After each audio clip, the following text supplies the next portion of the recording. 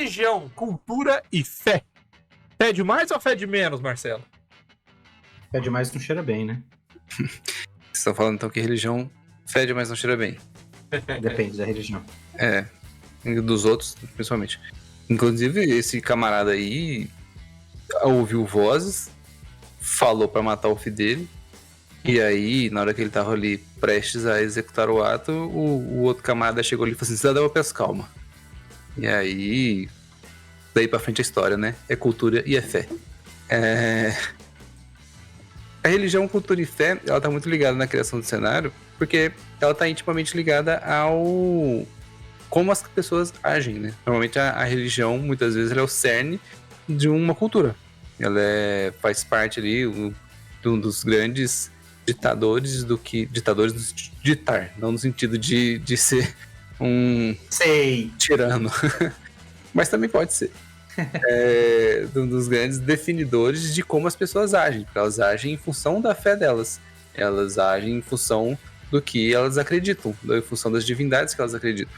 Então, isso é muito importante para você também pensar quando você está definindo as culturas, as liturgias, as festas, as maneiras como as pessoas agem, a maneira como as pessoas interagem, a maneira como as pessoas interagem com o universo ao redor delas. Elas respeitam os animais, elas acreditam que os animais estão ali só para servir elas respeitam uns aos outros, elas temem alguma coisa, elas temem um poder maior que pode puni-las caso elas não façam XYZ. A história da hotelaria surge a partir da crença de que Zeus andava entre os humanos pedindo hospedagem e você tinha que estar sempre preparado para receber alguém que viesse pedir hospedagem na sua casa, porque podia ser Zeus. Podia, de alguma maneira, ele estar testando você. Então, isso dita muito sobre como a sua população vai agir. Foi ele traçar a sua esposa. Como que aquela cultura, aquele povo vai se pôr diante de tudo que a natureza tem a oferecer para ela, ou os outros deuses, ou se tem um deus inimigo, assim como no próprio D&D as raças tiveram cisões, né? E aí você tem deuses específicos de uma sub-raça, como no caso os Drolls, que tem a Loth lá, que só eles seguem, só eles acreditam, ela só funciona para eles lá, tipo, ninguém mais liga, sabe? E assim como outras subdivisões de raças também possuem deuses que só eles seguem, e aí a cultura dos Drolls, por exemplo, que é um grande exemplo disso, vive em função de Loth, vive em função da religião de Loth. É matriarcal, porque Loth é mulher, e tudo gira em torno daquela religião. E aí você pode pegar, inclusive, o próprio exemplo que o Vermelho deu de Thoron, que é o deus que era um humano, que venceu, que morreu num combate contra um dragão e ascendeu anos depois. A cidade dele vive em função dos mandamentos de Thoron. O próprio Warhammer, as pessoas, no geral, vivem de acordo com mandamentos de Sigmar, vivem de acordo com o que acham que Sigmar consideraria correto. Então, todas e aí a gente volta lá no início, quando a gente está falando dos mandamentos de Moisés, que é o que define a moral e os bons costumes de uma civilização, né? Muitas vezes passa pelos ditames da religião. E só para complementar, você falou de Thoron, que é essa divindade menor, os ditos, as regras, a doutrina, nem foi ensinada por Thoron. Porque ele era um humano e morreu. Assim como o cristianismo. Né? São coisas que falaram sobre ele, que levaram as pessoas até fé nele, e ele ascende a divindade adotando aquilo que falavam sobre ele. Eu acho que esse é um aspecto que talvez seja mais fácil de você puxar do mundo real, né? Todos esses exemplos que o Jesus citou são bons exemplos disso, de como a religião dita padrões de comportamento, dita critérios de moralidade, critérios de ética. Então você vai ter civilizações pacifistas que são derivadas da crença em um Deus da paz. E ao mesmo tempo você vai ter civilizações que estabelecem que eles precisam conquistar, dominar e levar a palavra do Deus deles para todos os lugares.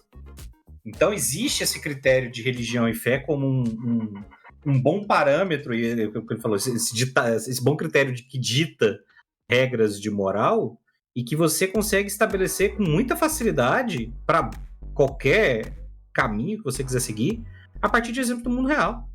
Com facilidade. E com diferentes modelos de religião. Monoteísta, politeísta, animista, entendeu? Eu quero que uma parcela considerável da minha população, sei lá, todos os halflings do meu cenário são vegetarianos. Por quê? Porque a deusa da prosperidade, halfling, estabelece que a vida dos animais vale tanto quanto a vida de um halfling. Porque os espíritos dos halflings, os deuses dos halflings, são, na verdade, espíritos ancestrais que ascenderam. Então eles já foram animais também. E pronto, você pode fazer isso. Entendeu? Tipo, você pode estabelecer isso como um critério. Derivado do quê? Do animismo.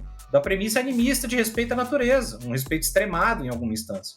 As vidas científicas. Então, assim, se você puxa isso do mundo real, você pode alterar isso de uma maneira que se adequa ao seu cenário e seguir.